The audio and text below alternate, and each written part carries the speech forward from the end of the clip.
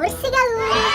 Siapa di antara buhan pian yang anak kos? Ulun hari ini hendak merekomendasikan satu menu gesan buhan pian rekomendasi dari anak kos kapan ulun di kantor. Pertama-tama buhan pian siapakan bawang. Di sini ulun pakai bawang bombay, tapi buhan pian bebas hendak pakai bawang apa aja. Ini dicencang halus-halus lah. Yang kedua adalah keju. Kejunya juga dicencang halus-halus atau mun kada diparut besar buhan pian aja. Kan kawan karena versi murahnya juga kalau kada salah harganya 4 ribuan. Dan yang terakhir adalah hintalu. Hintalunya ini pian kocok, habis itu tambahi uyah sedikit tah.